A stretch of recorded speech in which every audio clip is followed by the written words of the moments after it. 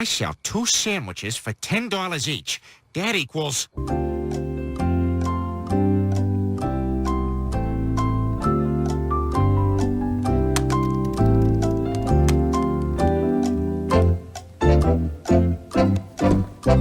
Come on.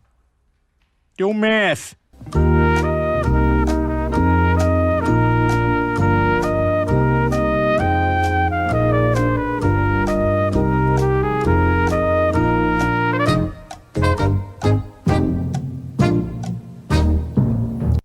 What's going on, everyone? Jeremy here from The Quartering, and here's a bizarre story that came across my desk this weekend. It was almost one of those that, I just didn't want to cover it because, I didn't know if you guys would like it as much. But if you like me covering some of the more absurd, I used to cover kind of the more absurd, ultra progressive insanity on this channel. Make sure you leave a like on this video.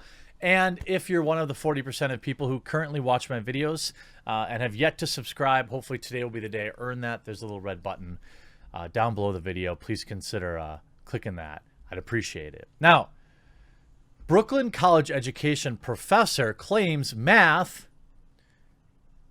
is part of the white supremacist patriarchy. I'm not making that up. That's not hyperbole. That's actually what she said. Brooklyn College professor of math, Lori Rubel, argued that this week on Twitter that the mathematical equation 2 + 2 = 4, quote, reeks of white supremacist patriarchy. Rubel's tweet was retweeted and promoted by several academics at universities and colleges around the nation.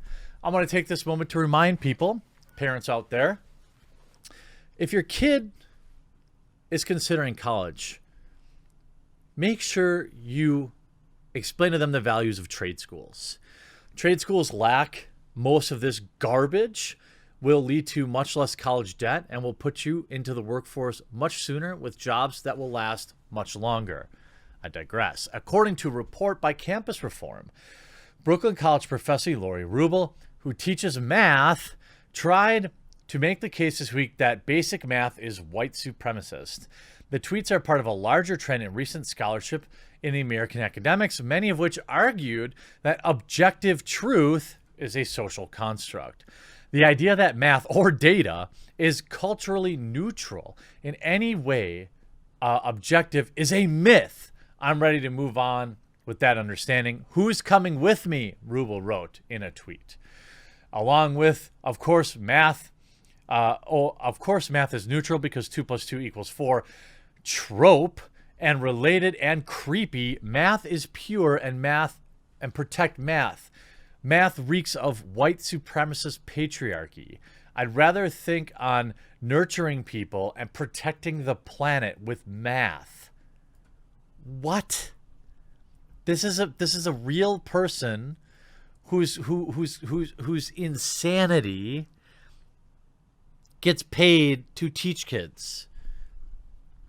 And it wasn't just Lori. Here on the original report from Campus Reform, math professors and educators at leading American universities have taken to Twitter to debate whether or not math is racist. Some assert that objective mathematics is rooted in white supremacist patriarchy and white social constructs. The debate itself is rooted in George Orwell's dystopian 1984 novel, in which citizens of a fictional totalitarian state believe that 2 + 2 = 5 as a result of government propaganda. I think we can all relate to that novel a little bit more today. It's one of those books that I know a lot of people, usually when everyone says, oh, read this book, it usually ends up feeling overrated. I'm not saying 1984 is the best book ever, but I am saying it's a great book to read in 2020 in August, even if you've already read it. It's just the parallels. 1984 was supposed to be fiction. Lori Rubel, who teaches math at Brooklyn College, says the idea that math being culturally neutral is a myth, and asking whether 2 + 2 = 4 reeks of white supremacist patriarchy. It's what? Rochelle Gutierrez, who teaches Socio-political perspectives on mathematics and science education. How is that a course in college? In what world, in what job, other than Twitter personality who begs for money on coffee, is this course going to help? At the University of Illinois, responded to the tweet from a former educator claiming that the U.S. colonized mathematics. By now, it is well known, for example, that other cultures were using the theorem we call Pythagorean, yet we still refer to it with this name. This is colonization and erasure. This tweet from the former educator read, "What?" This is why I don't cover these stories, because they make me lose what little faith I have left in humanity. These people should be soundly mocked from the internet. Instead, they get likes and retweets. Gutierrez responded with, "Yes, this attends to cultures and histories dimension of RM, addressing Western and Eurocentric maths. And we also want to attend the living practice of dimension, which is more about imagining a version that builds upon ancestral knowings but does not yet exist." Kareem Carr, a PhD student at Harvard, weighed in to say, people say it's subjectivism